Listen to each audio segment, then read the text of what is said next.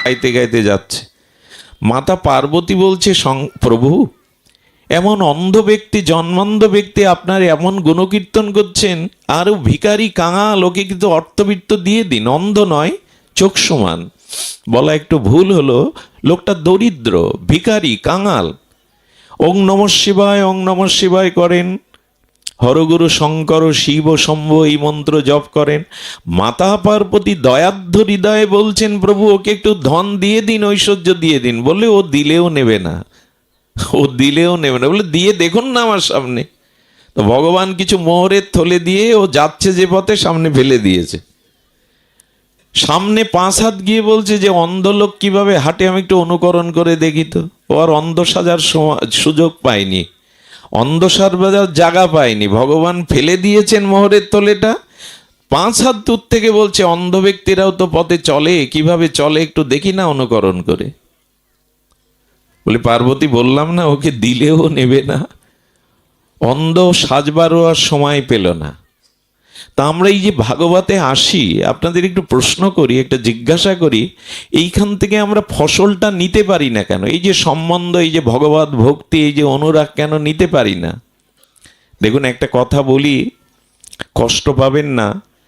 পিতাও হিসাব করে, আমার সম্পত্তি আমার উত্তরাধিকারী যে পুত্রকে দেব সে যোগ্য হয়েছে কিনা, এটা নষ্ট করবে কিনা। পিতা এই ভাবনা ভাবে কিনা? সব পুত্রকেই কি দিয়ে যায় সহায় সম্পত্তি? আচ্ছা, আপনি মাটির ঘট নিয়ে কুয়োতে জল তুলতে গেছেন, 1 ঘট জল পাওয়ার পর বলছে কুয়ো তো ক্ষুদ্র, এ আর বেশি দেবে কি আমায়, আমি সমুদ্রে যাই। ওই ঘট নিয়ে সমুদ্রে জল তুললো, পাবে কতটা? কারণ কি? কারণ পাত্রতাই তো সেই ঘট। তা সে কুয়োতে যাক আর মহাসাগরে যাক, পাত্র যেমন পাবে তো তেমন।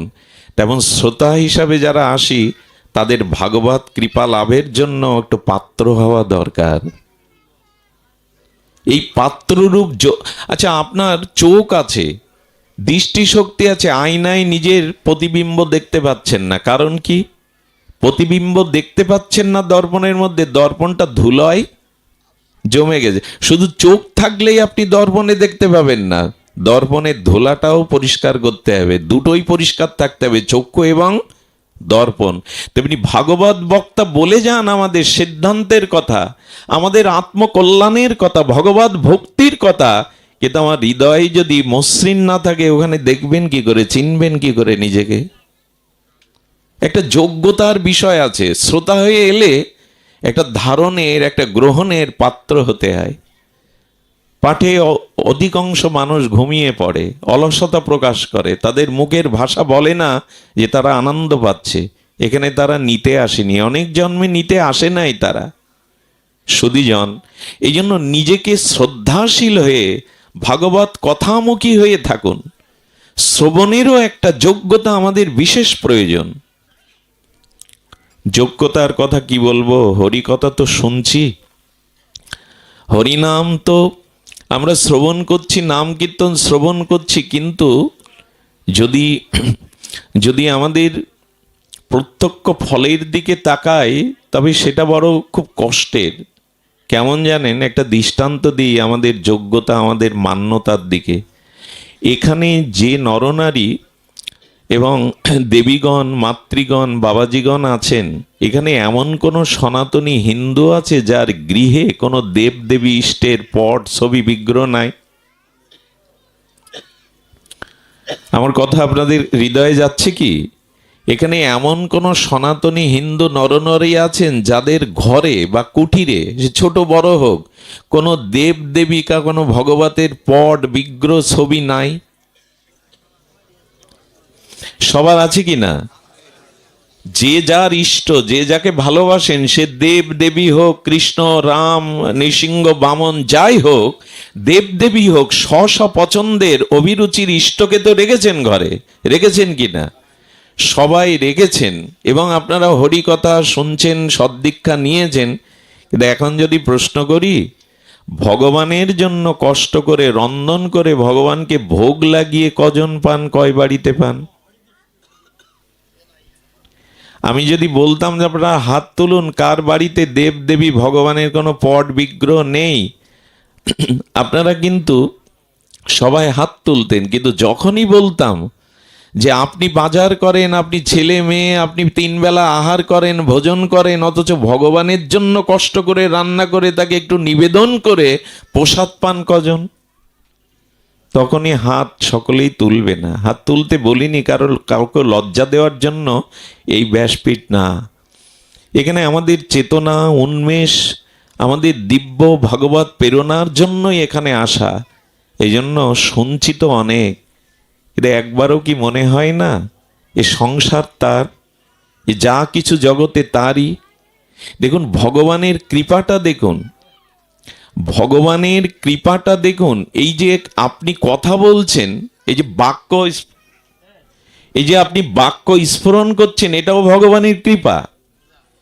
আস্তে আস্তে অনেকে এরকম বলে থাকেন, ভগবান আমার দিকে কৃপা দৃষ্টি দিচ্ছেন না, আমার এই দুঃখ দুর্দশা দৈন্যতা ভগবান আমার দিকে দৃষ্টি দেয় না। আরে ভগবানের কৃপা ছাড়া আপনি কথাও বলতে পারেন না। এই যে কথাটা বলছেন না, শুনছেন, এটা তার কৃপাটা বহু দূরে না গিয়ে এই যে বাক্যটা আপনি বলেন, এটা তার কৃপা। যদি বলেন কেমন, আচ্ছা জন্মের পর শিশুকে কথা বলতে বলুন তো নিজের চেষ্টায়। তো ডাক্তারের ঘরে জন্মেছে, মাস্টারের ঘরে জন্মেছে, মানব শিশু, ওকে কথা বলতে বলুন তো। শিশু জন্মে কথা বলতে পারবে? সময়ের অপেক্ষা আছে কিনা। তারপরে ভগবান না বলতে দিলে সারা জীবনেও বলতে পারবে না, বোবা হয়ে জন্মাবে। কথা বলাটা কার কৃপা? যদি আপনার কৃপাতে, আপনার শক্তিতেও তো জন্মের পরই মা বাবা বলতে শুরু করতেন। বলেছে কি? এই কৃপাটা কার? কৃপা করছে না, আমার দিকে তাকাচ্ছে না। আরে তোমার কথাটা পর্যন্ত তার কৃপার দান, এটা বোঝো না? সবিতেই তার করুণা কৃপা, কিন্তু উপলব্ধি কই? কৃষ্ণের সংসার তাকে ঘরে রেখে দিয়েছে, অথচ তাকে একটু নিবেদন করে একটু দেওয়ার মানসিকতা নাই। বলে দেই তো, নকুল দানা দেই, চিনি দেই।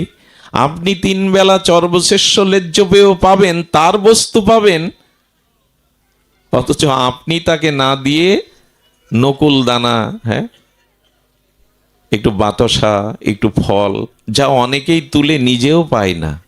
যেটা দেয়া হয় ওখানে সেটা নিজেও পায় না, পিপিলিকা এসে ভর করে।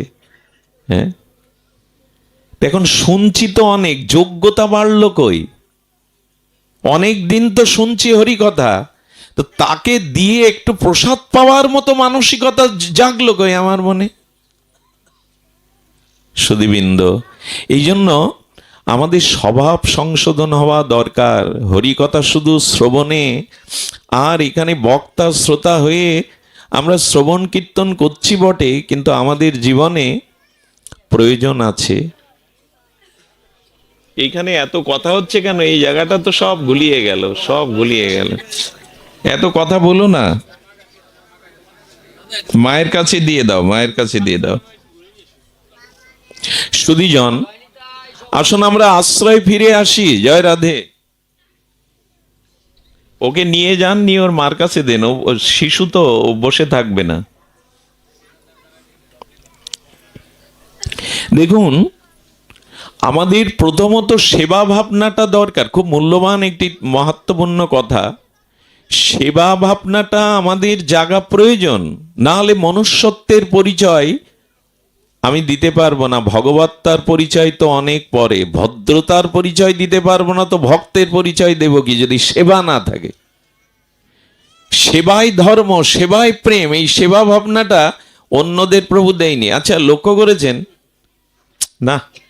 আপনি বাবা এইদিকে তাকান, এদিকে তাকান, এদিকে তাকান। এই ওই বাচ্চাটাকে মায়ের কাছে দিয়ে দিন। জয় শ্রী রাধে। এদিকে লক্ষ্য করুন।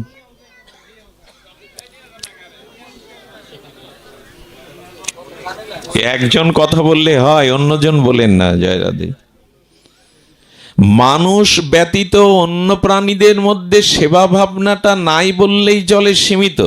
আচ্ছা লক্ষ্য করেছেন, কোন জন্তু জানোয়ারের পায়ে আঘাত লাগলে কাউকে মলম টানতে দেখেছেন? তার মা বাবাকে, তার সাথীদের ব্যান্ডেজ করতে দেখেছেন?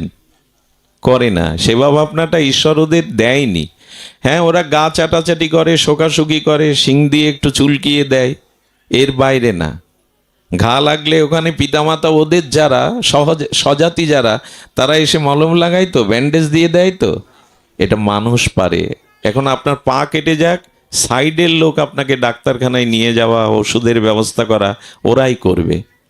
মানুষ সেবা ধর্ম নিয়েই জন্মেছে। যার সেবা নেই তার তপস্যাও নেই, ভজন নেই, অনুরাগও নেই।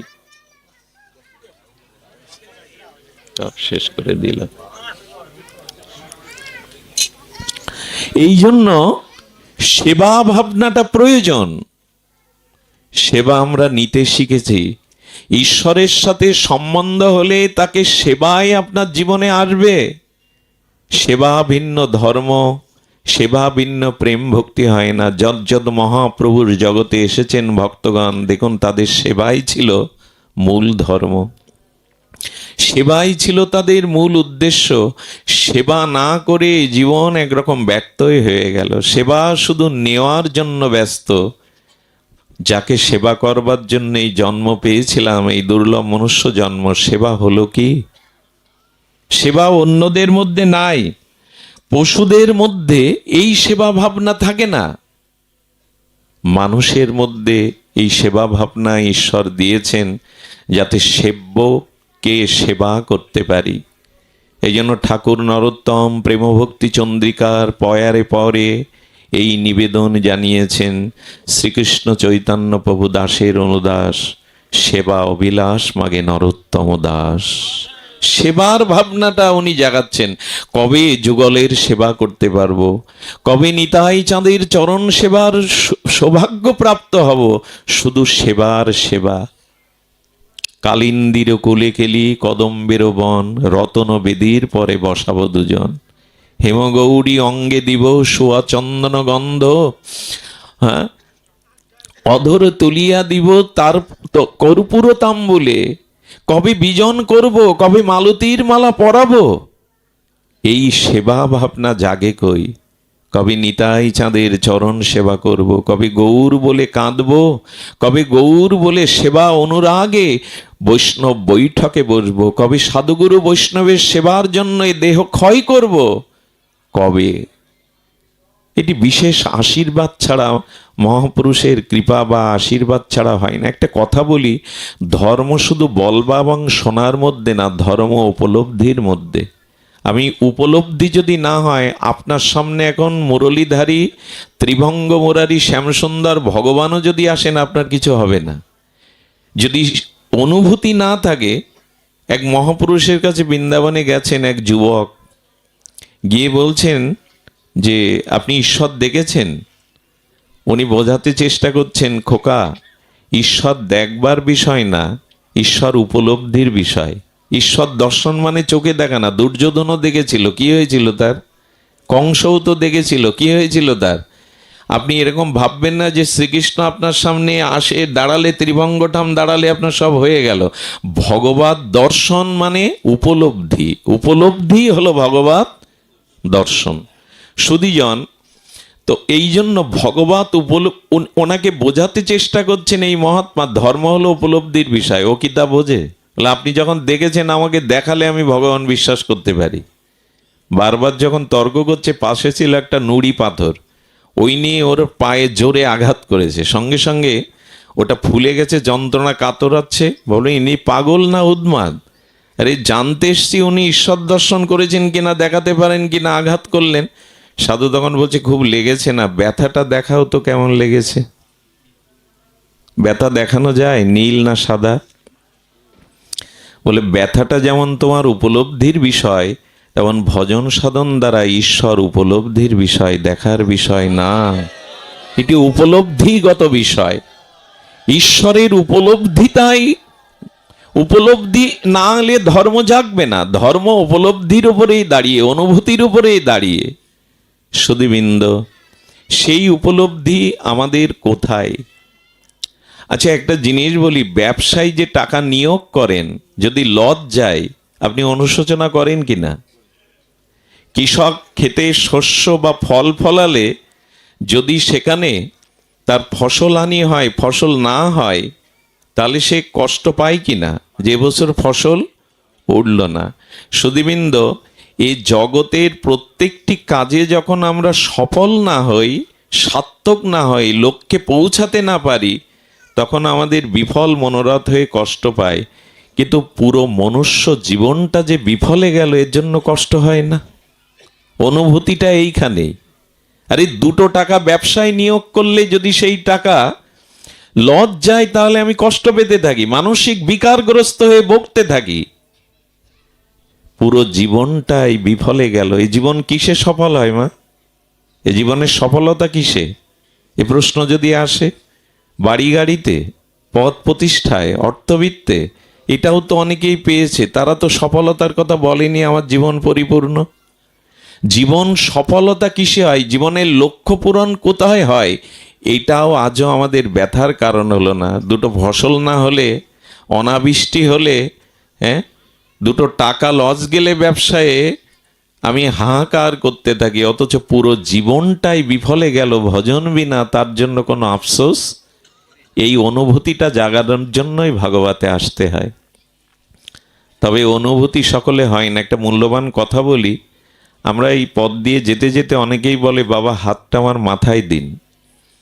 আমাদের রাধারানীর কিঙ্করী বর্ষণার বিনোদ বাবা, বিনোদ বিহারীর বাবাজি মহারাজ, বিখ্যাত সন্ত, ব্রজের ভূষণ, উনি একটাই বলেছে, সামর্থ্য না থাকলে কারো মাথায় হাত দিয়ে আশীর্বাদ করবে না।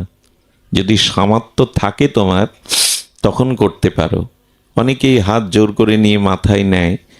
এই সাধুর হাত মাথায় দেওয়া কেন? অন্য কারো হাত কিরকম টেনে মাথায় দেন? মাথা নিচে করে বলেন আপনার হাতটা মাথায় দেন? সবাইকে কি বলেন? বলেন না। সাধুর বলেন কেন? ওনাদের হাত আর আপনার হাতে পার্থক্য কি? হাত তো সকলের একই রক্ত মাংস দিয়ে গড়া। এই হাতে কি আছে? উনি তো টাকা দিচ্ছেন না হাতে করে আপনাকে, উনি তো একটা পরশ পাথর দিচ্ছেন না আপনাকে। শুধু হাত ছোঁয়ালে কি হয়? বলে হয়। আমার হাতে যা আছে সাধুর হাতে তা নেই, অন্য কিছু আছে। বলে সেটা কি? ওই যে অনুভূতির কথা বলছি না, একটা বাস্তব দৃষ্টান্ত নেন। বলরাম বসুর বাড়িতে এসছেন পরম পুরুষ রামকৃষ্ণদেব, ঠাকুর রামকৃষ্ণ পরমহংস। উনি মায়ের ভজন করতে করতে মাঝে মাঝে সমাধিস্থ হয়ে যাচ্ছেন, চোখ ঊর্ধ্বমুখী হয়ে যাচ্ছে, স্থির হয়ে যাচ্ছেন। ওই পথ দিয়ে যাচ্ছিল ল কলেজে পড়া ভীষণ তার্কিক নরেন্দ্র দত্ত, ভাবিকালে যিনি স্বামী বিবেকানন্দ। উনি গিয়ে বলছেন, চল একটু বুজরুগি দেখে আসি। উনি সাধুদের সেইভাবে তর্ক করতেন, খুব আইনের ছাত্র তো, প্রথম জীবনে খুব তার্কিক ছিলেন। একজন বলছেন ওই গাছে ভূত বাস করে, মা সারা রাত পাচ্ছে না, সারা রাত ওই গাছে বসে রেখে, ভোরবেলা মা গিয়ে বলছে, কিরে নরেন, তুই গাছে বসেছিলি? বলে সবাই বলে গাছে ভূত আছে, তাই দেখতে গেছিলাম সত্যি ভূত আছে কিনা। উনি এমন প্রত্যক্ষদর্শী, বাস্তববাদী ছিলেন। তো ঠাকুর রামকৃষ্ণের ভাব দেখে বলছে, ও ঠাকুর, ঈশ্বরকে দেখেছো, ভগবানকে দেখেছো? এরকম প্রশ্ন। ঠাকুর চিন্তা করলেন, ওর দিকে চেয়েই বুঝে নিলেন। সাধুদের সামনে গিয়ে খুব বকবক করতে নাই। বাবা আমি এবছর বৃন্দাবন গিয়েছিলাম, আমি 16 মালা জপ করি, আমি নির্জলা একাদশী, এইসব বকবক করবেন না। ওরা আপনাকে দেখেই বুঝে নেয় আপনার দূরত্ব কতটুকু, আপনার অনুভূতি কতটুকু। সাধুর সামনে গিয়ে নিজের কোনো কথা বলতে নেই, চুপচাপ বসে পড়তে হয়। ওনাদের দৃষ্টি দেখতে পায়। আচ্ছা, কাচের ভিতরে একটা প্রদীপ জ্বাললে, স্বচ্ছ কাচের ভিতরে কাচ ভেদ করে আলোটা বাইরে আসে কিনা? কিন্তু দেয়ালের মধ্যে বা লোহার মধ্যে আসবে কি? আলো বাইরে আসবে না। লোহার মধ্যে জ্বালুন। তো ওদের হৃদয়টা ভজন অনুভূতিতে এত স্বচ্ছ যে আপনার বলা লাগবে না আপনি 10 মালা কি 16 মালা জপ করেন, বৃন্দাবনে গিয়েছেন, অমুক তমুক, ওরা বুঝে নেয়। এই জন্য ওই সামনে বসতে হয়। ঠাকুর দেখলেন এরকম প্রশ্ন তো কেউ করে না, আপনি ঈশ্বর দেখেছেন? ঠাকুর বললেন, যদি বলি দেখেনি, তাহলে ওকে সমর্থন করা হবে। ঠাকুর ভাবলেন, একেই তো খুঁজছিলাম। চোখ মুখ দেখে বুঝতে পেরেছেন একেই তো খুঁজছিলাম। ঠাকুর বললে, দেখেছি, তোকেও দেখাতে পারি। নরেন দত্ত তখন ভাবলেন, ইনি নিশ্চয়ই কোনো উন্মাদ পাগল, না হলে মহাপুরুষ, দুটোর একটা। বলে, তাহলে আমাকে দেখান, বিশ্বাস করব। তখনই ঠাকুর ওর মাথায় হাতটা রেখেছিলেন। কি বলবো আপনাদের, এই নরেন দত্ত 3 দিন সমাধি অবস্থায় ছিলেন। বাহ্যিক জ্ঞান 3 দিনে তার ছিল না। ওই 3 দিনের মধ্যে তার সমাধি দর্শন হয়ে গেল, ঈশ্বর উপলব্ধি হয়ে গেল। হাতে কিছু কাজ আছে, তবে সবার হাতে না। এগুলো এর পরপরই উনি ঠাকুরের চরণে নিজেকে সমর্পণ করে দিয়েছে। 3 দিন তার ওই ভাব সমাধি অবস্থা গিয়েছিল, এমন শক্তি সঞ্চার করেছিলেন উনি। এই জন্য মহাত্মাদের হাতে, শ্রী গুরুদেবের হস্তে কিছু একটা, এই যে ভজন অনুভূতিটা আছে, যে হাতে তারা ভজন করেছেন, উপলব্ধি করেছেন, তাদের দেহটা চিন্ময়ত্ব প্রাপ্ত হয়। এই জন্য তারা হাত দিলে, তবে আমার মতো মাদিস জীবের হাত মাথায় নেবেন না, এটাকে কাজ হবে না, দেওয়া উচিত নয়। ওদের দিতে হয় মহাত্মাদের। আগেই বলছিলাম অনুভূতি, ব্যথাটা আপনি দেখাতে পারবেন না, ব্যথাটা উপলব্ধির বিষয়। তেমনি ভজন করতে করতে ঈশ্বরের উপলব্ধিটা চিত্তে আসে। সামনে ভগবানকে দেখলে কিছু হবে এমন কথা নয়। ভগবান যখন জগতে আসেন সবাই তাকে দেখে না, সবাই কি আর তার চরণে সমর্পণ করে? বরঞ্চ বিরোধ করে। শিশুপাল তো 99টা করে গালি দিত গোবিন্দকে প্রতিদিন। 99টা, আর সেসব গালি সহ্য করার মতো না। বলতো ওর জন্মের ঠিক নেই, একবার বলে নন্দ বাবা, একবার বলে বসুদেব বাবা, একবার বলে যশোদামা, একবার বলে দেবমিগা। চিন্তা করতে পারি, এইসব গালি সরাসরি ভগবানকেই শিশুপাল দিত 99টা করে। এখন ভগবান দেখলেই কাজ হবে? উপলব্ধি চাই, অনুভূতি চাই। ভাগবত সেই উপলব্ধি অনুভূতিটা দেবে। আচ্ছা লক্ষ্য করুন তো, একটা খুব মার্মিক কথা আজকে হৃদয়ে লিখে নিয়ে যান। হৃদয়ে লিখে নিয়ে যান, জীবন সার্থক কিসে? আচ্ছা দিয়াশালার প্রচলন এখনো আছে, দিয়াশালায় আছে না ম্যাচ বা দিয়াশালায়, ওতে দিয়াশালার যে কাঠিটা বারুজ আছে, ওই বারুজের একটা কাঠি জলে ফেলে দেন, বিফল হবে কিনা, নষ্ট হবে কিনা, বারুজ আর জ্বলবে না। আর ওই আর একটা কাঠি বের করে একটু ঘষা দিয়ে মন্দিরের প্রদীপটা জ্বালিয়ে জলে ফেলে দেন। দুটোই কাঠি, পরিণতি এক কিনা? দুটো কাঠির পরিণতি একই তো হলো, জলে ফেলে। সার্থক হলো কোন কাঠিটা? ওর ওই বারুসটার সার্থকতা, সফলতা তো জ্বালাবার জন্য, আগুন দানের জন্য, ওইটা করেও নষ্ট হয়ে গেল। ওর জীবনটাই সফল, কিন্তু যে না জ্বলে জলে ফেলে দিলেন তার জীবনটাই বিফল হয়ে গেল। তো ভগবত উপলব্ধি ছাড়া আমাদের জীবনও বিফল। ওই টাকা পয়সা পদ মর্যাদা নিয়ে জীবন সফল হতে পারে না। ভগবত, এই যে সেবা, ভগবত সেবা ভাবনাটার মধ্যেই আমাদের জীবনের চরম উপলব্ধি, চরম উপলব্ধি। তবে আপনাদের এইটুকু বলি, জীবন সফল হবে ভগবত সেবার মাধ্যমে। এই জীবন একরকম সেবাবিহীন বৃথাই গেল। সেবা মানে কিন্তু আমরা বহুবার চর্চিত বিষয়, সেবা মানে সুখ দেওয়া, ভগবানকে আনন্দ দেওয়া, সুখ, তাৎপর্য, সুখময় তাৎপর্য, ভগবানকে সুখ দেওয়া, এরই নাম সেবা। সেবা মানে বিরাট আয়োজন না, সেবা স্বল্পতেও হতে পারে, কিন্তু ভাব চাই। তেমন মনুষ্য জীবনের সফলতা, এটা আজও আমরা, সেবা ছাড়া হবে না। ভগবত আরাধনা ছাড়া, ভগবত সেবা ছাড়া মনুষ্য জীবন সফল হতে পারে না। আপনাদের একটা দৃষ্টান্ত দেই, আপনাদের মনে পড়ে ব্রহ্মার মানস পুত্র, যার থেকে আমাদের এই মনুষ্য সমাজ সৃষ্টি, তার নাম মনু। মনু থেকে মানব এসেছে, তাই তো? শতরূপে এবং মনু, ব্রহ্মার মানস পুত্র, আমাদের আদি পিতা মাতা। স্বয়ম্ভু মনু এবং দেবী শতরূপা, এরা ব্রহ্মার অংশ থেকে, দেহ থেকে সৃষ্টি করেছিলেন, এদের সৃষ্টি করার জন্য। আর এই ভগবান মনু বলা হয় তাকে। মনু সংহিতা আমাদের মানব সংবিধান, সনাতন সংবিধান, এবং সমগ্র মানব জাতি, আমাদের সনাতনী মানব জাতির সৃষ্টি এই ভগবান মনু থেকে। ব্রহ্মার মানসপুত্র মনু শতরূপা থেকেই আমাদের সৃষ্টি, আমাদের আদি পিতামাতা। এই মনু অযোধ্যাতে উনি 1000 বছর রাজ্য শাসন করলেন, প্রজাবৎসল রাজা, ন্যায়পরায়ণ রাজা। খুব ধ্যান দিয়ে শুনতে হবে, ওনার 2 পুত্র, উত্থানপাত, প্রিয়ব্রত, 3 কন্যা, আহতি, দেবাহতি আর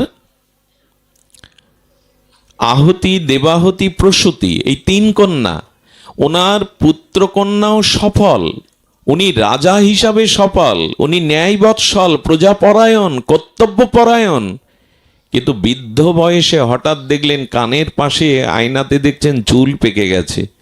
এই চুল পাকা দশাটা দেখে বিরাজ বদনে বসে বসে উনি ভাবছেন, মুখটা বিষণ্ণ। শতরূপা দেবী এসে বলছেন, আপনি এই জগতে একজন সফল রাজা, আপনি মনু, আপনি, আপনার পুত্র কন্যা, আপনার দানশীলতা, আপনি সর্বদিক দিয়ে সফল, আপনি কেন বিষণ্ণ বদনে বসে আছেন? মনু কি বলল জানেন? মনু বলল, আমার জীবন সফল করতে পারিনি। আচ্ছা, এই যে দান ধ্যান, রাজা হওয়া, বড় পদমর্যাদা আর বিদ্যান পুত্রকন্যা পাওয়া, এতে সফল হয় না, যেটাকে আমরা সফল মনে করি? মনু বলছেন না। মনু তখন বললেন, ভগবত আরাধনা ব্যতীত জীবন কখনো সফল হতে পারে না। ভগবান মনু এই চিন্তা করেছিলেন, রাজা তিনি, কিন্তু আমাদের এই চিন্তা হয় আমার জীবন সফল হলো কিনা। সফলতার মাপকাঠি ভগবত ভজনে। একটু ধ্যান দিন কথার দিকে। ভগবান এই চিন্তা মনুর চিত্তে আসে, শতরূপার সাথে এসে বলল, জীবন সফল করতে হবে, আর নয়। তারা বেরিয়ে গেছিল কোথায় জানেন? নৈমিষারণ্যে। এই নৈমিষারণ্যে হাজার হাজার বছর তপস্যা করেছিলেন। জীবন সফল রাজা হলেও হয় না। এই দেখুন তার দৃষ্টান্ত। উনি শতরূপাকে নিয়ে রাজ্য পরিত্যাগ করে পুত্রকন্যাকে রেখে নৈমিষারণ্যে গিয়েছিলেন তাদের উপরে ভার দিয়ে। এখন আমরা কোথায় যাব? এই নৈমিষারণ্য মানে ভজন, ভজনের স্থলে যেতে হবে আমাদের, আমাদের ভজনে যেতে হবে। কিন্তু দুঃখের বিষয় কি জানেন? একটা গাভী তার বৎসটি মায়ের বাটে দুধ ছেড়ে দিলে মা গাভী খুব বেশি খোঁজ আত্মার নেয় না। পাখি যখন নিজে নিজে ডানা মেলে উঠতে থেকে তখন মা পাখি আর তাকে সাথে রাখে না, ওরা ত্যাগ করতে শিখেছে। আমরা ছেলে মেয়ে বড় হয়ে 50-60 হলো, এইবার ওদের উপরে দায়িত্ব দিয়ে ভগবানের ভজন করো, এটাই শাস্ত্রের নির্দেশ, যেটাকে বানপ্রস্থ বলা হয়। কিন্তু ছেলে মেয়ে বড় করে এখন বেঁধে গেল নাতি নাতনিতে। ওদের মুখ না দেখলে আমার দিন ভালো যাবে না। বাবা আর কত? হ্যাঁ, জীবন সফল করবার জন্য ভজন করতে এসছেই দুর্লভ। জ্ঞানময়, প্রজ্ঞাময়, বিবেকময়, বিচারময় এই মনুষ্য শরীর পেয়েছ ভজন করার জন্য, ভগবানের সেবার জন্য। কিন্তু সেই নাতি নাতনি, তাদের নিয়েই এই জীবন কাটানো। নাতি নাতনিকে ভালোবাসবেন না এ কথা বলছি না, কিন্তু এত আসক্তি ভালো না। মৃত্যুর সময় ওই আসক্তি আপনার পতনের কারণ হতে পারে। আমার খোকা কোথায়? মৃত্যুর সময় যদি বলে আমার নাতি কোথায়, আমার নাতনি কোথায়, আমার খোকা কোথায়, তো এই ভেবে মরুন। মরলে গতি কিন্তু হবে না। জং জং বাপি সরং ভাবং ত্যাজ্যন্তে কলে বরাং তং তম বৈতি কন্তেও সদা তদ্ভাব ভাবিতা। শেষ ছবি তোলার সময় না একটু সতর্ক থাকতে হবে।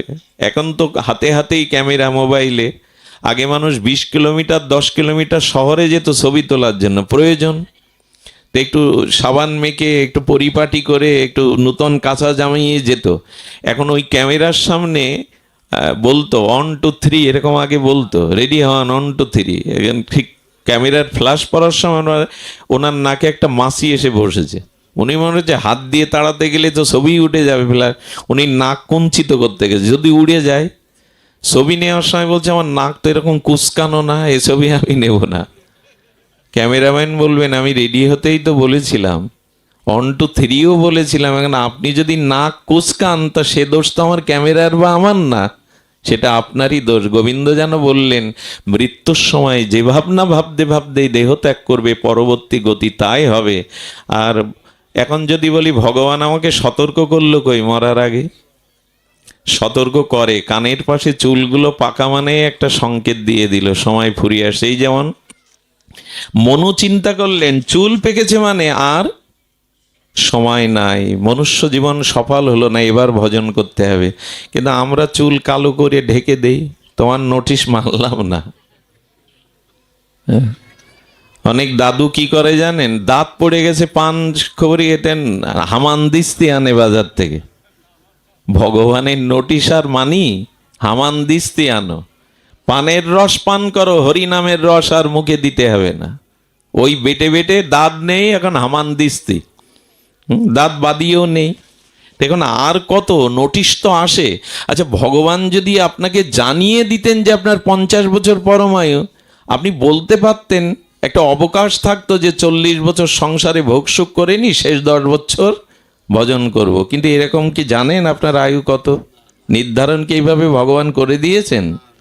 তাহলে এত নিশ্চিন্তে বসে কেন? জীবনটা সফল করবেন না? আচ্ছা লক্ষ্য করুন তো, পৃথিবীতে প্রায় 850 কোটি মানুষ, কজন মানুষ জগতে সার্থক করতে পেরেছে নিজেকে? কত মানুষ মরল আর গেল, খোঁজ কি রাখি আমরা? কিন্তু সার্থক করার মতো মানুষ জগতে কই? এই সার্থক হয় ভগবানের সাথে সম্বন্ধ করে, যদি ভগবানের সেবা পরায়ণ। রূপ সনাতন আমাদের কেউ কি তার নামে আর সারা বিশ্ব জয়ধ্বনি কেন দিচ্ছে? জীবন সার্থক হয় ভগবত ভজনে, জীবন সার্থক হয় ভগবত প্রেম ভক্তি লাভে।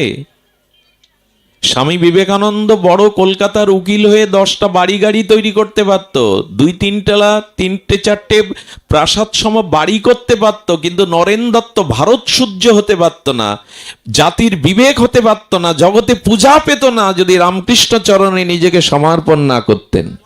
সমর্পণ না করলে এটা ভালো উকিল হতে পারতেন উনি, কলকাতায় 10টা বাড়ি বানাতে পারতেন, সুন্দরী রমণী ঘরে আনতে পারতেন, জগৎ পূজার আসনে বসতে পারতেন না।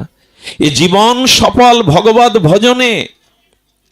আমি প্রায় একটা দৃষ্টান্ত দেই, সেটি হলো কুসুম গন্ধ বিনা এ পৃথিবীতে যত সুগন্ধ তা ফুল থেকেই আসে। কুসুম গন্ধ বিনা, গন্ধ কুসুম বিনা, কুসুম ফুল বিনা। দেখুন এই বায়ু গন্ধ বিনা, আচ্ছা গন্ধটা ফুল থেকে আমার কাছে কে আনে? বায়ু বহন করে আনে, দুর্গন্ধ বা সুগন্ধ। এই জন্য হ্যাঁ গন্ধবহ বলে, বায়ুর আর এক নাম হলো গন্ধবহ, গন্ধকে বহন করে আনে। বায়ু গন্ধ বিনা, গন্ধ বায়ু ছাড়া আমরা উপলব্ধি করতে পারি না।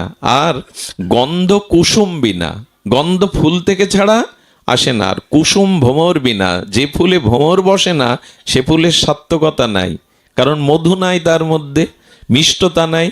আর ভ্রমর রাগ বিনা, যে ভ্রমর গুঞ্জরিত রাগ রাগিনী না গায় সেটিও ভ্রমর না। আর রাগ ভাব বিনা, যে রাগিনী গাচ্ছেন অথচ ভাব নেই, সে রাগ রাগ নয়। আর ভাব প্রেম বিনা, প্রেম ছাড়া কোনো ভাব আসে না। আর প্রেম হরি বিনা, হরি না থাকলেও প্রেম আসে না। আর মনুষ্য জন্ম বিফল হরির ভজন বিনা, হরির নাম বিনা এই জীবন সফল হতে পারে না। এই জন্য সময় খুব সংক্ষিপ্ত, সময় খুব সংকীর্ণ হয়ে আসছে মানুষের। এমন নয় যে আপনি এতদিন বেঁচে থাকবেন। এই জন্য খুব সংক্ষিপ্ত সময়ের মধ্যে মানসিক প্রস্তুতিটা নেওয়া চাই। আমাকে ভজন করতে হবে, একটু প্রদীপটা জ্বালিয়ে তবে জলের মধ্যে নষ্ট হয়ে যান, তবে ওই দিয়াশালার কাঠিটা কাজে লাগবে। যা করতে আপনাকে সৃষ্টি করা হয়েছে তাই অন্তত করে তবে নষ্ট হন। আচ্ছা ইঞ্জেকশন যেটা কাছের কোনো পাত্রের মধ্যে যে ইঞ্জেকশনটা থাকে, ওই ইঞ্জেকশনটা আপনি সিরিজে টেনে নিয়ে ওই যে খালি যে কাচের পাত্রটা ফেলে দিলেন, ও ফেলাতে ক্ষতি হলো কি? সিরিঞ্জ দিয়ে তো নিয়ে নিলেন। আচ্ছা সিরিঞ্জে টেনে না নিয়ে যদি ওই ঔষধ অবস্থায় ওটা কাঁচটা পড়ে যায়, ভেঙে যায়, দুটোই পড়লো কিন্তু একটাতে নিয়ে নিল, ওটা এখন ভেঙে ফেললেও সমস্যা নেই। আপনি মরবেন, আমিও মরবো, সকলেই মরবে, কিন্তু মরার আগে হৃদয়ে যদি একটু প্রেম ভক্তি নিয়ে মরতে পারতাম তবে জীবন সফল হতো, তবে জীবন সফল হতো। আরে দুটোই তো ফেলে দেই আমরা, দুটোই তো ভেঙে যায়, কিন্তু যেটা সিরিঞ্জে ওষুধটা টেনে নেওয়া হয় তখন ওটা নষ্ট হলেও। এই জন্য ভগবত ভজন করে হাসি মুখে ভগবানের কাছে ফিরে যান, সেখানেই আনন্দটা প্রাপ্ত হওয়া যাবে। সুধীজন, এখন এই সেবা করবার জন্য আমাদের কি বুদ্ধি লাগবে? চলেছেন আজকে এই মনু এবং শতরূপা নৈমিষারণ্যে ভজন করছেন। কথাগুলি একটু মার্মিক কথা, যদিও এটা রামচরিত মানসে বাল্মীকিকৃত রামায়ণে এসেছে। বহু বছর তপস্যার পরে ব্রহ্মা আসছেন। ব্রহ্মা এসে বলছেন, আপনার কি বর প্রয়োজন? আপনি অনেক তপস্যায় রত, ব্রহ্মার সাথে কথাই বললেন না। এরপরে ভগবান শিব এলেন, কিন্তু উনি বসেছেন তো ভগবত চরণে প্রেম ভক্তির জন্য, ওনার অন্য কোনো কামনা নাই। ভগবান শঙ্কর এলেও কথা বললেন না, কি প্রয়োজন, ভজন করে চলেছেন। আমি আপনাদের একটা কথা বলি, আমাদের আসলে মামেকং শরণাং ব্রজ, একনিষ্ঠতা নাই। আমরা কৃষ্ণের কাছ থেকে ইচ্ছা পূর্ণ না হলে মা দুর্গার কাছে ছুটি, মা দুর্গার কাছে ইচ্ছা পূর্ণ না হলে মা কালীর কাছে ছুটি। আর কত জায়গায় এক মন ভাগ করে দেবেন? একনিষ্ঠতায় পড়ে থাকুন। এই দেখুন, ব্রহ্মা এসছেন, শিব এসছেন, কিন্তু উনি ভগবানকেই চান, এই জন্য অন্য কিছু প্রয়োজন নেই বিদায় ওনাদের কথার উত্তরও দিচ্ছেন না। যদি পড়ে থাকতে হয় এক নিষ্ঠা নিয়ে পড়ে থাকুন। আমরা প্রথমত কৃষ্ণের চরণে, মা দুর্গার চরণে, সব জায়গায় যান, ক্ষতি নেই, সবাই ঈশ্বরের শক্তি, কিন্তু এক মন কজনের কাছে দেবেন? সব শেষে না হলে আবার আউলি বাড়িতেও যায়। আউলি বাড়ি মানে বোঝেন তো, ওইখানেও যায়। আর কত জায়গায় যাব? একটা মন কতজনের কাছে ঘোরাফেরা করবেন? ভগবত চরণে এক নিষ্ঠায় পড়ে থাকুন। আমাদের এই নিষ্ঠাটা নাই। হ্যাঁ, আমাদের এই নিষ্ঠাটা নাই। একজন কৃষ্ণ মন্দিরে গেছে, বলে প্রভু আমার স্ত্রী আজ 3 দিন নিখোঁজ, খুঁজে পাচ্ছি না, কৃষ্ণ ভগবান তুমি আমার স্ত্রীকে পাইয়ে দাও। তখন একজন বললে, দেখো স্ত্রী গোবিন্দের কখনো হারায়নি, হারিয়েছিল রামচন্দ্রের, ওই পাশে রাম মন্দিরে যাও। ভগবানের স্ত্রী হারায়নি, যারা হারিয়েছিল খুঁজে পেয়েছিল সেই ভগবানের কাছে যাও। আমার দশাটাই বলছি, আমাদের অনেকের দশা এরকম। উনি রাম মন্দিরে গিয়ে বলছেন, হে প্রভু রামচন্দ্র, মা জানকী হারিয়ে গেছিল, আপনি খুঁজে পেয়েছিলেন, আমার স্ত্রী নিখোঁজ, আমি একটা আপনাকে তীর্ধনুক গড়িয়ে দেব রূপর, আপনি দয়া করে আমার স্ত্রীকে খোঁজ দিন। পাশে একজন বলছেন, রামের স্ত্রী হারিয়ে গিয়েছিল জগৎলক্ষ্মী সীতা, রাম খুঁজে পায়নি, পেয়েছিল হনুমান, খোঁজ দিয়েছিল হনুমানের মন্দির পাশে, ওখানে যাও। তো বলি, তাও তো ঠিক, প্রভুর জানকী হারিয়ালে তো হনুমানজি সন্ধান দিয়েছিল, হনুমানজি আপনাকে আমি রূপার গদা গড়িয়ে দেব, দয়া করে আমার নিখোঁজ স্ত্রীকে খুঁজে দেন। এই দশা আমাদের। যে যা বলে, যেখানে মন চায় সেইখানে ইচ্ছা পূরণ। এই দেখুন নিষ্ঠা কাকে বলে, ভগবান এমনি প্রসন্ন হন। ভগবান শেষে আকাশে ধ্বনি দিয়ে বললেন, মনু এত কঠোর তপস্যা করছো কত দীর্ঘ দিবস, আমি তোমার উপরে প্রসন্ন। ভগবানের কণ্ঠ শুনে বলছেন, খুব ধ্যান দিয়ে শুনুন, আমি বেশি সময় নেব না। বলছেন, প্রভু তোমার কণ্ঠ এত মধুর, এই কণ্ঠ কর্ণে প্রবেশ করে আমার সমস্ত প্রাপ্তি যেন, আমার সমস্ত হৃদয়ে যেন প্রশান্তি চলে আসলো। ভগবানের কণ্ঠ আমরা অনুমান করতে পারবো না, কত মধুর সেই কণ্ঠ। তখন বলছেন, হ্যাঁ আমি তোমার উপরে প্রসন্ন। বলে, প্রসন্ন যদি হন, কণ্ঠ যদি এত মধুর হয়, তবে এক কৃপা করে দর্শন দিন না, সামনে আসুন। ভগবান প্রকট হয়ে গেলেন রামচন্দ্র রূপে, ধনুর্ধারী শ্যামল মূর্তি, দিব্য মূর্তিধারী উনি প্রকট হলেন। ভগবানের সেই রূপ ও মাধুর্য সৌন্দর্য দেখে বিমোহিত হয়ে গেলেন। বললেন, মনু তুমি বর প্রার্থনা করো। বলো, প্রভু তোমাকে পেয়েছি, আর তো কোনো চাওয়া পাওয়া থাকতে পারে না, তোমাকে পেয়েই আমার সমস্ত সাধনার এই প্রাপ্তি, মহাপ্রাপ্তি। কিন্তু আমরা একটা কথা বলি, আমরা দানী, কিন্তু ভগবান হলেন মহাদানী। শব্দটা কি বললাম? আমরা বাড়ি গাড়ি সম্পত্তি দান করতে পারি, কিন্তু ভগবান হলো মহাদানী। কেন জানেন? আমরা বাড়ি গাড়ি টাকা পয়সা জমি জমা দিতে পারি, নিজেকে কারো কাছে চিরদিন দেই না, কিন্তু ভগবান মহাদানী। কেন জানেন? ভক্তের কাছে ভগবান নিজেকেই বিক্রি করে দেন, নিজেকেই সঁপে দিয়ে দেন। এই জন্য ভগবান মহাদানী, সর্বস্ব দিয়ে দেন নিজেকে। ভক্তের দাস হয়ে যান উনি, সর্বস্ব দিয়ে দেন উনি। এই জন্য ভগবান মহাদানী। ভগবান বলছেন, কিছু চাও, খুব ধ্যান দিয়ে শুনুন কি চাইতে হয় ভগবানের কাছে। এই দেখুন, বলেন তোমাকে পেয়ে আর পাওয়ার কিছু, জং লব্ধা চাপরং লভং মন্না তেনাদিকাং তত যস্মিন স্থিত ন দুঃখে ন গুরুণাল্লপি বিলহশ্চতে। যাকে পেলে আর পাওয়ার কিছু অবশেষ থাকে না, যাকে জানলে আর জানার কিছু আক্ষেপ থাকে না, যা লাভ করলে আর লাভের কোনো অপেক্ষা থাকে না, সেটিই তো ভগবানের চরণ। প্রভু, আমার অন্য কিছু চাওয়ার নেই। তখন ভগবান বললেন, দেখো আমাকে দর্শন পেলে আমি তাকে কিছু না দিলে আমার বুকে ব্যথা হয়।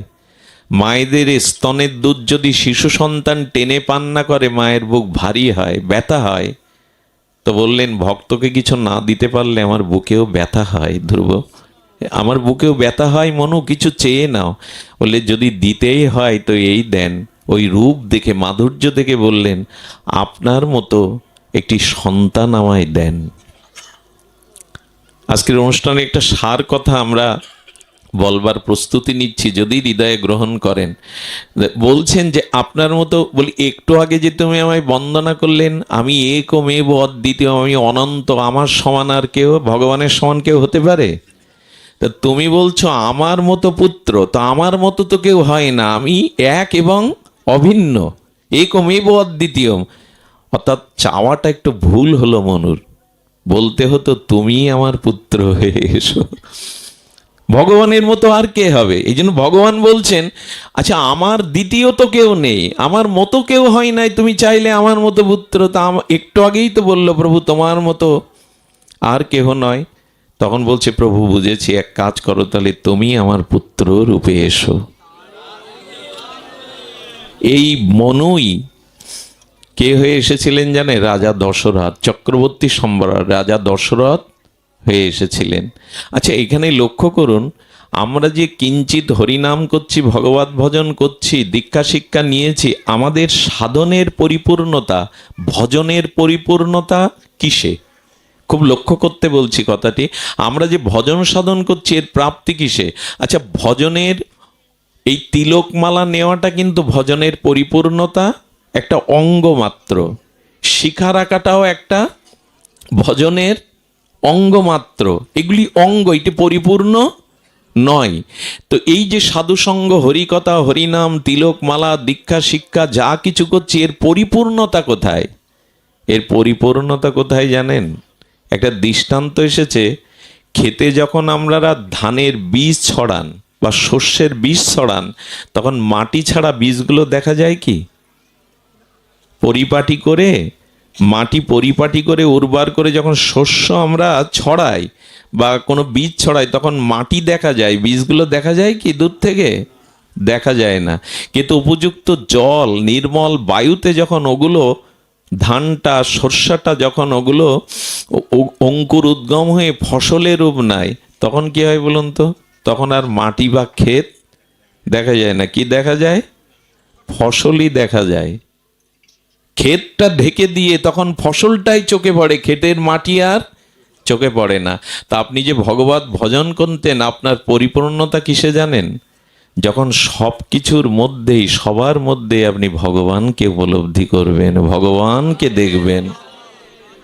শস্য ছড়ালে মাটি দেখা যায়, বীজ দেখা যায় না, কিন্তু ওই শস্য জল ও নির্মল বায়ুতে অঙ্কুর উদ্গম হয়ে যখন ফসল হয়, তখন ধানকে তার শস্যক্ষেত দেখবেন, ক্ষেত দেখতে আর পাবেন না, ঢেকে দিল। যখন পিতার সেবা করার মধ্যে মনে করবেন এই আমার ভগবানের সেবা, যখন আপনি অতিথি সেবার মধ্যে ভাববেন এই হলো আমার নারায়ণের সেবা, যখন সর্বঘটে সবার মধ্যে ভগবত দর্শন হবে, এটাই হলো ভজনের পরিপূর্ণতা। এই জন্য উনি পুত্র রূপে চাইছেন যে তোমার সাথে সম্বন্ধটা, ভালোবাসা পুত্র রূপেই হোক, নিজজন রূপে। এই হলো ভজনের। যখন আমার পরিচয় ঢেকে দিয়ে সবখানে আমি ভগবানকেই উপলব্ধি করব, আহা, এই হলো ভজনের পরম প্রাপ্তি। এক মহাপুরুষ তো জানেন, কুকুরের মধ্যেই ভগবত দর্শন হয়ে গেল। আরে হ্যাঁ, রুটি বের করেছে, মাখন লাগাতে গেছে। গতকাল হরিবাসর তিথি, একাদশী গেছে, একটু আজকে সকালে পালন করবে। এই যেই মাখন লাগাতে যাবে, কুকুর এসে রুটি নিয়ে আর বলছে প্রভু দাঁড়ান দাঁড়ান, মাখনটা তো লাগাতে দিন, খালি রুটি কি করে পাবেন? দৌড়াচ্ছে, কুকুরটাও দৌড়াচ্ছে, উনিও ভগবত ভেবে দৌড়াচ্ছে। আরে প্রভু, মাখনটা তো লাগাতে দিন, শুকনো রুটি কি করে পাবেন আপনি? 2-4 কিলোমিটার দৌড়ের পর গাছতলায় দাঁড়িয়ে গেল, কুকুরের মধ্যে চতুর্ভুজ নারায়ণ আবির্ভূত হলেন। আমাদের তোমারই ভজন সার্থক, তুমি সর্বভূতে ভগবানকে দেখছো।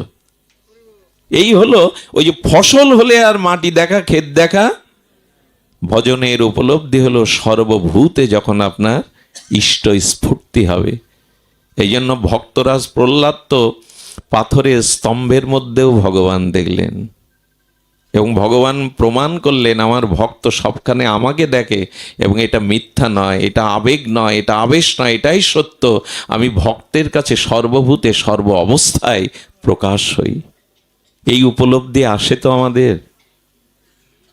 এই জন্য এই জগতে বলছেন, যে মেয়েরা শুধু স্বামী সেবা করে, জগৎপতির সেবা করে না, এ জগতে তারা হয়তো সতী, কিন্তু ভগবত রাজ্যে আর পরকালে ওই রাজ্যে তাকে সতী বলা যাবে না, যে পরম পুরুষের পরম পতির সেবা না করল। স্বামী সেবা করাটা পুণ্যের, স্বামী সেবাটা করা সতীত্বের পরিচয়, কিন্তু জগৎপতিকে যদি সেবা না করে ওই জগতে সে সতী না। এই জগতে সে বহু সম্মাননা পাবে বটে, সতী পাবে বটে। এই জন্য শাস্ত্রে বলছে, যে মেয়েরা স্বামীর মধ্যেই জগৎপতিকে দেখে সেবাও করতে পারে, ওর মধ্যে দিয়েই ওই যে পদ্মাবতীর মতো জয়দেবের রূপ ধরে ভগবানই তাকে দেখা দেন। কিন্তু এসব বলার এখন বলা, এটা এই জন্য সবখানেই যদি ভগবত দর্শন হয় আপনার, এটাই হলো ভজনের সফলতা, পরিপূর্ণতা। এটাই হলো আমাদের ভজনের পরিপূর্ণতা। এই দৃষ্টি, এই অনুভূতি আমাদের আসবে ভজন করতে করতে। আমি যেটা দিয়ে শুরু করেছিলাম, দেখুন আমাদের জীবনের সম্বন্ধ চাই ভগবানের সাথে। আমাদের প্রাপ্তি, আমাদের আশ্রয়, আমাদের সম্বন্ধ, আমাদের প্রীতি ভগবানের সাথেই হওয়া উচিত। সুধীবৃন্দ, আচ্ছা, এই যে রাম রূপে আমি তোমার পুত্র রূপে আসবো, এটা বললেই কি পুত্র হলেন? ভগবানকে পাওয়ার জন্য দেখুন ত্যাগ, তিতিক্ষা, আপনার জীবনে কত সাধনা চায়। একটা কথা একটু মায়েদের, বাবাদের বলি, যারা গৃহী আমরা, তাদের জন্য এই কথাটি প্রয়োজন। একটা জিনিস বলি, ভোগের দ্বারা কামনার দ্বারা যারা জগতে আসে তারা সন্তান না, তারা একসময় শয়তানের রূপ নেয়। তপস্যার দ্বারা জগতে যারা আসে তারাই প্রকৃত সুসন্তান হয়। আজ এই জিনিসটা আমাদের সমাজের খুব বেশি করে আমাদের একটু অনুধাবন করা দরকার। কামনার দ্বারা, বাসনার দ্বারা, চরিতার্থ, ইন্দ্রিয় চরিতার্থের দ্বারা যাদের জন্ম হয় তারা হয় কামর সন্তান। সন্তান পাওয়াটা সাধনার ব্যাপার, তপস্যার ব্যাপার। এই যে মনু তপস্যা করলেন, এরপরে তিনি দশরথ রূপে অযোধ্যায় এলেন। শুধু আসেননি, এই অযোধ্যাতে এসে তার মতো রাজা ভারত ভূখণ্ডে ছিল না। সূর্যবংশের দশরথ দেবতা ইন্দ্রদেরও আসন ছেড়ে দিত দশরথ স্বর্গে গেলে। অসুরদের সাথে যুদ্ধে উনি নিজে যুদ্ধ করতেন। উনি 10 দিকে একই সাথে রথ ছোটাতে পারতেন, এত পরাক্রম ছিল। এবং উনি ছিলেন দাতা, যাজ্ঞিক। রামচন্দ্রকে কি করে পেল দশরথ? কি করে পেল? যজ্ঞের দ্বারা। আর এখানে যজ্ঞ মানে আরাধনা, এটা ভাগবত যজ্ঞ। এখন যেটা বসে হরিকথা শুনছেন, এটা ভাগবত যজ্ঞ। আরাধনা ছাড়া, তপস্যা ছাড়া যে সন্তান জগতে আমরা আনি, তারা হয় দুর্যোধন। আর কুন্তির মতো তপস্যা সাধনার দ্বারা যারা আনে, তারা হয় যুধিষ্ঠির, ভীম, অর্জুন। একটা হলো কামর সন্তান, আর একটা হলো ধর্মজ সন্তান। এই চিন্তাটা আমাদের মাথায় কবে আসবে বলতে পারেন?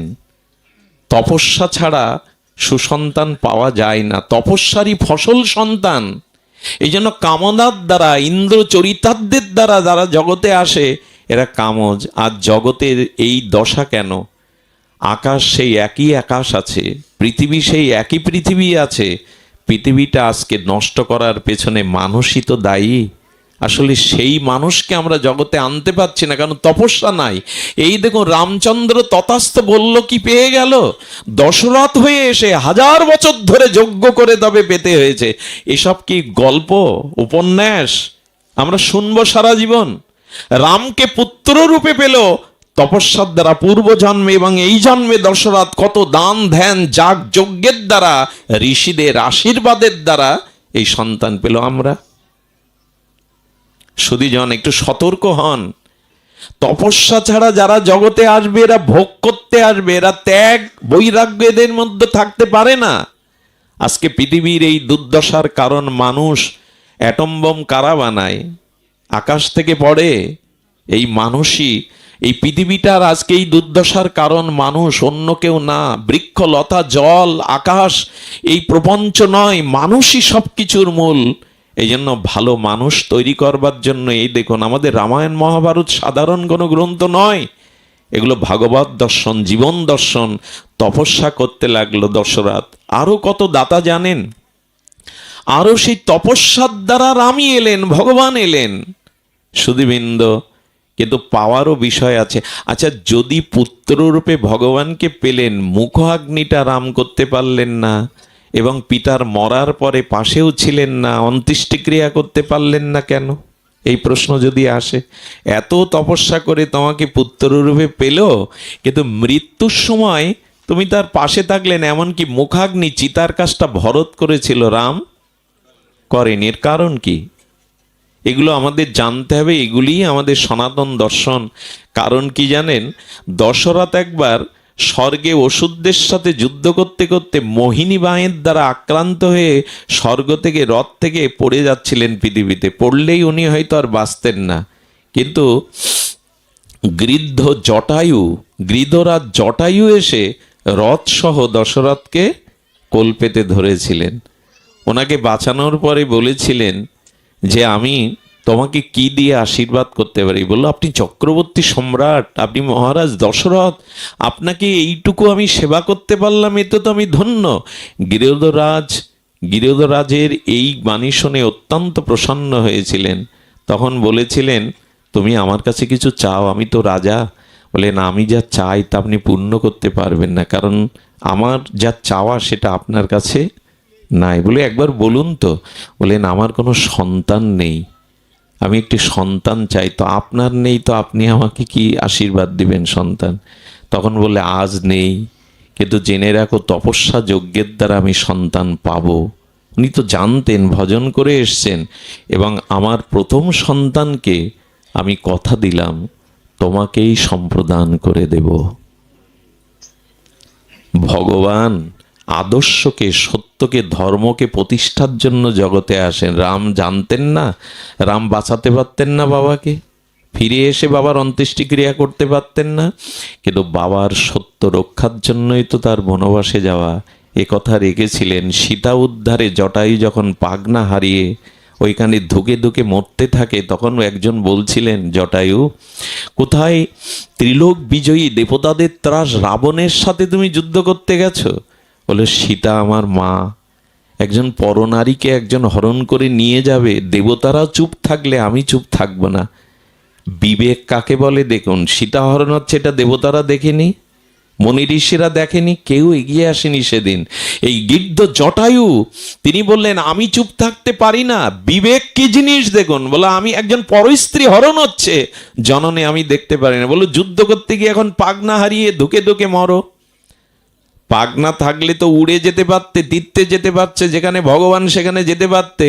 তখন উনি বললেন, আমি ধর্ম রক্ষার জন্য, ভক্তি দেবীকে রক্ষার জন্য আমি প্রাণ দিতে গেছি, আমার পাগনা চলে গেছে, এখন ভক্তির জন্য আমি আমার শক্তি দিয়ে দিয়েছি, এখন আমি ভগবানের কাছে যাব না, এখন ভগবানেরই দায়িত্ব আমার কাছে আসা। এই দেখুন, সেবা, আগেই বলেছি সেবা ছাড়া ধর্ম নাই।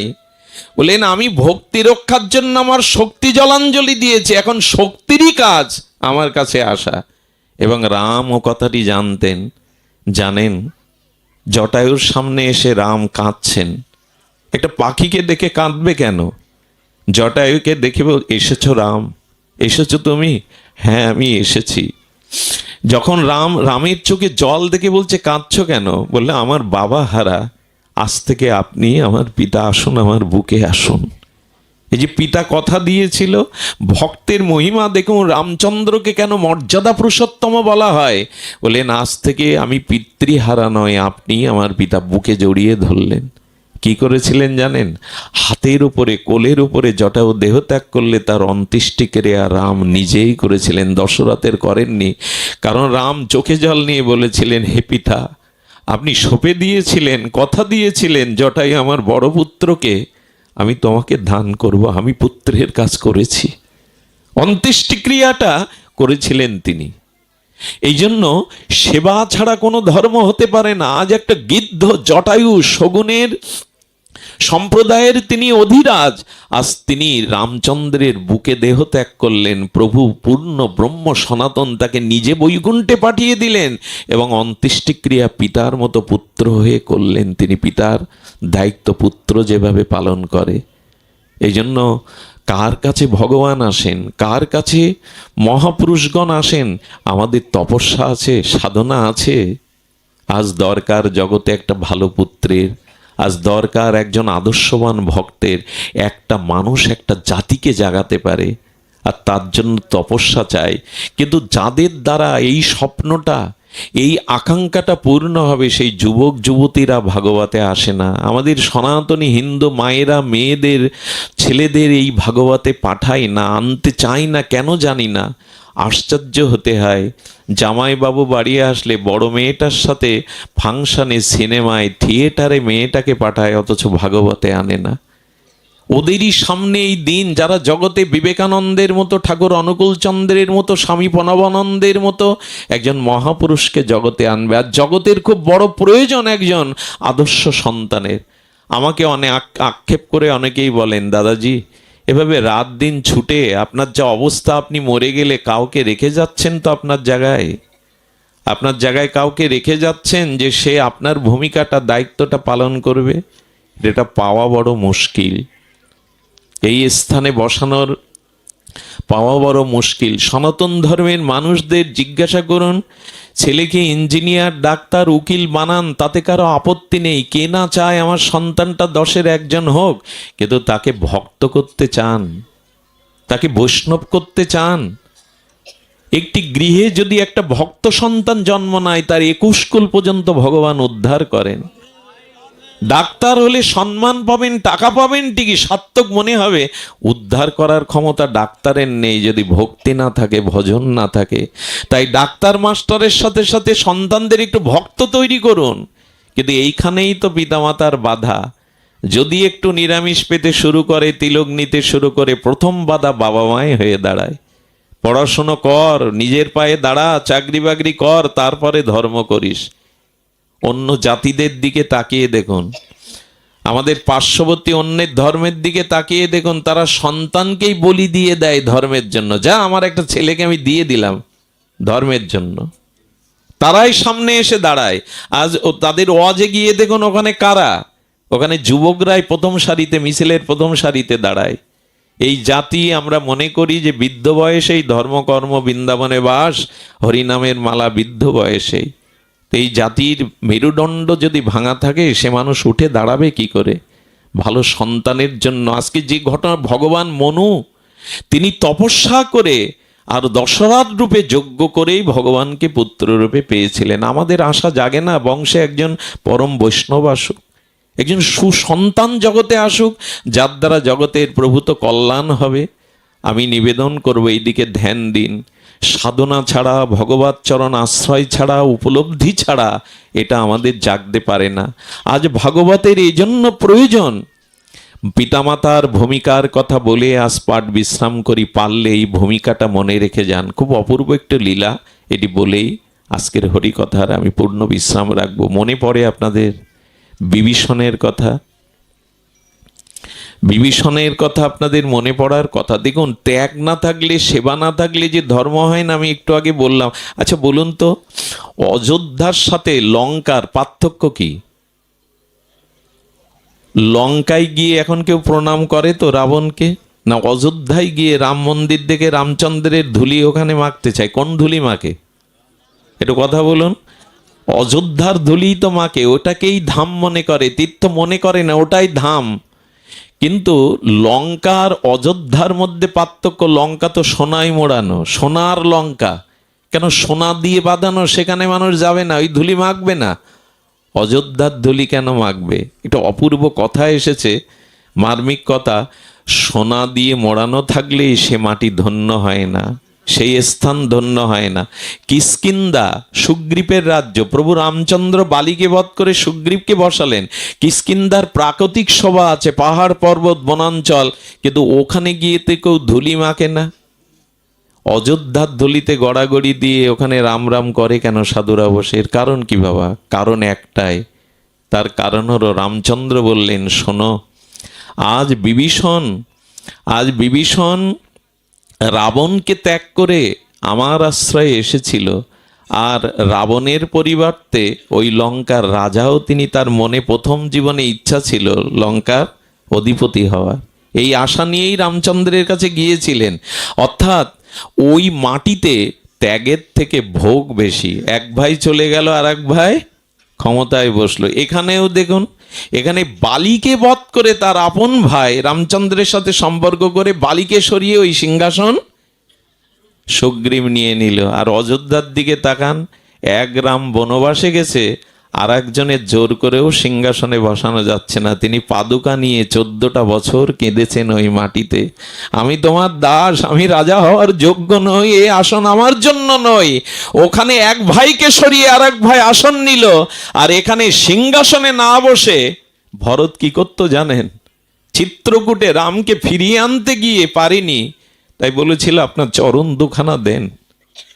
আমার মা আমার কাছ থেকে সব কেড়ে নিয়েছে, কইকেই মা, প্রভু তোমার চরণ কেড়ে নিয়েছে, আমার জীবন থেকে সব কেড়ে নিয়েছে। 14 বছর মায়ের মুখ দেখেনি। কি করেছিল জানেন? ভরত ওই পাদুকা খড়ম নিয়ে, ত্যাগ ছাড়া, সেবা ছাড়া, ত্যাগ ছাড়া সে মাটি ধন্য হতে পারে না, সেখানের তীর্থ ধাম হতে পারে না। ওই খড়ম নিয়ে সিংহাসনে রেখে ভরত কি করেছিল জানেন? তো অদ্ভুত কথা, ভরত মাটিতে শোয়নি 14 বছর, মাটিটা 1-1.5 হাত কেটে, বড় কেটে নিচে শুয়েছিলেন। শত্রুঘ্ন বলেছিল, দাদা আপনি মাটিতে কেন শয়ন করছেন না? দাদা তো মাটিতে, জঙ্গলে, বনে।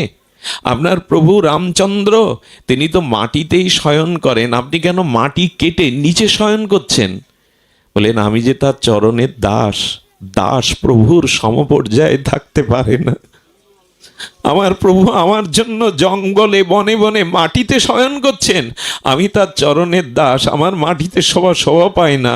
তাই প্রভুর খাটে দাস কখনো থাকতে পারে না, নিচে থাকতে হয়, নিচে থাকতে। 14 বছর কি খেয়েছিলেন জানেন? ত্যাগ ছাড়া, সেবা ছাড়া ধর্ম হয়? শুধু ভোগ করে যাব, জাগতিক ভোগ বিলাসে কাটাবে তো হয় না। 14টা বছর একটু দুধ আর ফলকেই ভরত 14 বছর কাটিয়েছেন, কারো মুখ দেখেনি। ওই সিংহাসনে তার পাদুকাকেই ছায়া দিয়ে সেবা করেছেন। রাজ সুখ চাননি, স্ত্রীর মুখও দেখেননি, বলেছিল কখনো আমাকে মুখ দেখাবে না, দূর থেকে দেখে সবাই চলে যেত। আর ভরত কি করতো জানেন? রাত 12টায় সরজু নদীতে স্নান করতে যেত। একজন মহাত্মা বলছেন, ভরত, স্নানের নিয়ম তো ব্রাহ্ম মুহূর্তে, ভোরবেলা, তুমি এখানে এসো কেন রাত দুপুরবেলা? বলেন, আমার কারণে প্রভু আজ বনবাসে, এই মুখ যদি ভোরবেলা সাধুরা দেখে তাদের ভজন নষ্ট হবে, আমার এই মুখ দেখলে সাধুদের ভজন নষ্ট হবে। তাই রাত্র দ্বীপ্রহরে স্নান করতে আসেন ভরত। এই মাটিকে মানুষ প্রণাম করবে না, গড়াগড়ি দেবে না, তো লঙ্কার মাটিকে প্রণাম করবে? যে জাতির মধ্যে, যাদের মধ্যে যত সেবা, ত্যাগ, বৈরাগ্য আছে, তারাই জগতে মহান হয়, তারাই জগতে পূজিত হয়। এই জন্য মানুষের জীবনে ত্যাগ থাকতে হবে, সংযম থাকতে হবে, ব্রত থাকতে হবে। এই ত্যাগের কথা, পিতামাতার ভূমিকা দেখুন। বিভীষণের ছেলে তরণী সেন, মাত্র 13 বছর বয়স, লঙ্কার সবাই মারা গেছে, বাকি আছে 2 জন, রাবণ এবং এই তরণী সেন।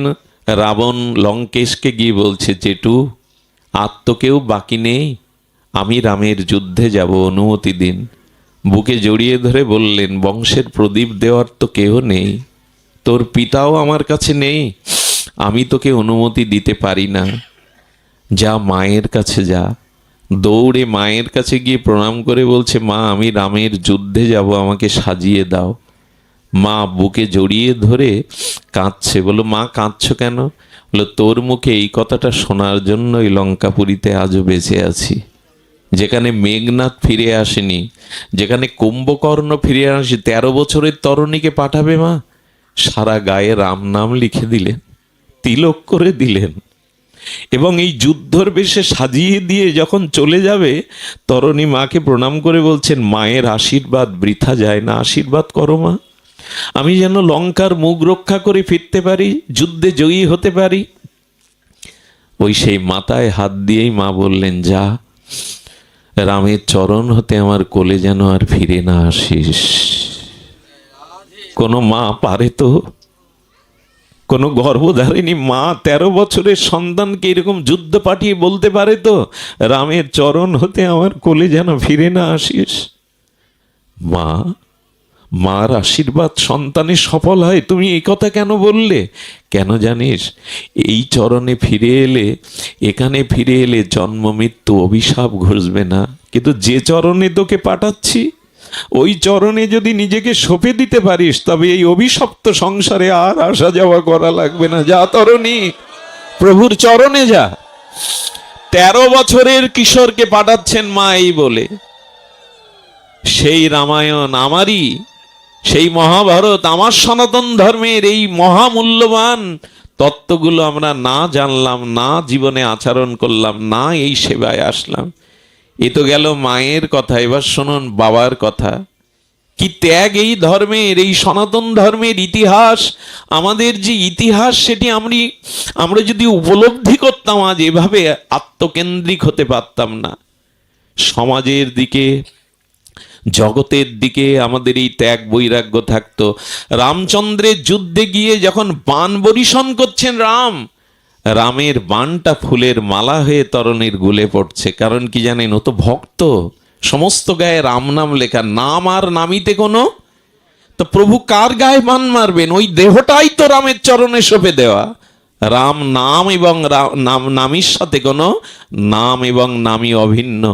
বিভীষণকে বলছে, বিভীষণ, কে এই বালক যাকে বাণ মারলে মালা হয়ে গলে পড়ছে? বিভীষণ চিন্তা করলো, আজ যদি পুত্রের পরিচয় দেই, প্রভু ওকে বধ করবে না, প্রভু চরণে নেবে না। চোখের জল আড়াল করে বলছেন, চোখেই শুকিয়ে বলছেন, প্রভু ওকে আমি চিনি না, তবে ও রাক্ষস কুলে এসছে তো অনেক মায়া জানে। ওর দেহে যে তোমার নাম, দিব্য নাম লেখা, ও মায়া করে এসছে তোমাকে বশ করতে। রাক্ষসকে বিশ্বাস করো না প্রভু, বিশ্বাস করো না। রাম বারবার চেষ্টা করেও ভগবান কি করে তার ভক্তকে বধ করবে? সমস্ত গায়ে তিলক, দাদা সঙ্গে প্রভুর নাম লেখা। এই যে বৈষ্ণবরা দাদা সঙ্গে তিলক দেয়, এটা সাধারণ চিহ্ন না, বৈকুণ্ঠের চিহ্ন। এগুলি যদি ঠিক ঠিক মর্যাদা দেওয়া যায়, যম আপনার কাছে আসবে না, একথা ভাগবতেই বলা আছে। এগুলো দিব্য চিহ্ন, এগুলো বৈকুণ্ঠের চিহ্ন, এগুলো ছেলে খেলা নয়, নিজেকে সাজানো নয়। এই দাদা সঙ্গে রাধাকুণ্ডের রজ গোপীদের তিলক যারা দেয়, যার মর্যাদা দেয়, যম তাদের কাছে আসবে না। বললেন, প্রভু ও রাক্ষস, ওকে বাণের দ্বারা, আসলে ওর মৃত্যুবান আপনার জানা নেই প্রভু, আমার জানা আছে ওর মৃত্যুবান। 13 বছরের সন্তানকে নিজের মৃত্যুবান পিতা তুলে দিতে পারে? বলেন, প্রভু বৈষ্ণব বাণের দ্বারাই ওকে মারা যাবে, যে কোনো বাণেও মরবে না। নিজের পুত্রের মৃত্যুবান নিজে হাতে তুলে দিলেন। রামচন্দ্র যখন ধনুকে যোজনা করলেন, ওর মাথাটা, ওই বাণের দ্বারা ওর মাথাটা আর দেহটা, ধরটা আলাদা হয়ে পড়ল। বিভীষণ ছুটে গিয়ে তরুণীর মাথাটা নিয়ে আড়ালে কাঁদছেন ঝরঝর করে। রামচন্দ্র পেছন থেকে রঘুপতি এসে স্কন্ধে হাত দিয়ে বলছেন, বিভীষণ, মিতা কাঁদছ মানে ও তোমার আপনজন, ও তোমার আপনজন। কোলে করে নিয়ে বলছে, প্রভু জগতে ওকে পুত্র রূপে আমার কাছে আপনি পাঠিয়েছিলেন, আমার পুত্র তরণী। বললেন, পুত্রের জন্যই যদি কাঁদবে, তবে পরিচয় গোপন করলে কেন? বললেন, প্রভু পুত্র শোকে কাঁদছি না। তো কি জন্য কাঁদছ? বললেন, ওর ভাগ্য দেখে কাঁদছি। ও পরে এসে আগে আপনার চরণ পেল প্রভু। ওর ভাগ্য দেখে কাঁদছি, ও পরে এলো কিন্তু আপনার চরণ পেল। দেখো প্রভু, ওর কাটামুন্ড হতে একটি দিব্য নাম ধ্বনিত হচ্ছে, সিয়ারাম সিয়ারাম সিয়ারাম জয় রাম। এতটা ভক্তি যে ওর কাটামুন্ড থেকেও যেটুকু প্রাণ উপপ্রাণ ছিল তার থেকে রাম রাম বলছে। প্রভু, কাটামুন্ড যার প্রভুর নাম নেয় সেই পুত্রকে পেয়ে আমি ভাগ্যবান। কাঁদছি কেন জানো? কাঁদছি কেন? যে তোর মতো দশা যেন আমার হয় রে তরুণী। তোর কাটামুন্ড। রামচন্দ্র বুকে জড়িয়ে ধরে কাঁদছেন, এত আত্মত্যাগ তোমার। বললেন প্রভু, প্রভু বললেন বিভীষণ আজ কিছু চাও আমার কাছে? বলে প্রভু দেবে, তবে এক কাজ করো, আজকে যার কাটামুন্ড তোমার নাম বলল, তুমি আগামী লীলাতে তোমার লীলা সহচর করে যদি তাকে তার লীলাতে, তোমার লীলা আনন্দে যদি তাকে সেবার সুযোগ দাও। এই তরণী সেন কৃষ্ণলীলায় সুবল সখা হয়ে এসেছিলেন কৃষ্ণের। সুবল কেন জানেন? মৃত্যুর সময় ওই সুবল মানে ভগবানের দিব্য নাম উচ্চারণ করতে করতে গিয়েছিলেন। ইনি সুবল সখা রূপে এসেছিলেন দাপরে। আর কলিতে মহাপ্রভুর প্রিয় গৌরীদাস পণ্ডিত হয়ে এসেছিলেন কলিতে। এই গৌরীদাস পণ্ডিত নিতাই গৌর বিগ্রহকে ঘরে রেখে সজ্ঞানের সেবা দিতেন, বাস্তব জ্ঞানের সেবা দিতেন। সুধীবৃন্দ, এই জন্য বলি, সাধনার দ্বারা, তপস্যার দ্বারা জগতে সন্তানকে ভগবত চরণে উৎসর্গ করাই হলো প্রকৃত পিতামাতার দায়িত্ব। আজ আমাদের প্রয়োজন সেবা ভাবনা, ভগবত চরণাশ্রয়। ভাঙার এই মাতৃমন্দির অঙ্গনে আজকের এই ভাগবতে আপনারা দূর দূরান্ত থেকে যেভাবে ছুটে এসেছেন, ভালোভাবে বসবার সুব্যবস্থাও নাই, তবু যারা দাঁড়িয়ে এতক্ষণ হরিকথা শুনছেন, আমি তাদের চরণে বারংবার প্রণাম করে কৃতজ্ঞতা স্বীকার করি যে আপনারা দাঁড়িয়ে পড়ে এভাবে হরিকথা কষ্টের সহিত শ্রবণ করলেন। এই বৃথা যাবে না। যে মুহূর্তটা ভগবত শ্রবণে কীর্তনে যায়, সেই মুহূর্তটা ভগবান আয়ু থেকে কাটে না, কোনো না কোনো জন্মে ফিরিয়ে দেয় তার পবিত্র সান্নিধ্যে। প্রভু ফিরিয়ে দেয়। সুধীজন, আপনাদের মঙ্গল হোক, সকলের কৃষ্ণ ভক্তি হোক, সকলের হৃদয়ে ভগবত ভাবনার উন্মেষ হোক, এই প্রার্থনা জানিয়ে আজকের হরিকথার এখানে বিশ্রাম। সকলে প্রসাদ পেয়ে যাবেন। সকলের জন্য প্রসাদের ব্যবস্থা দিয়ে আছে, আপনার প্রসাদ পেয়ে যাবেন।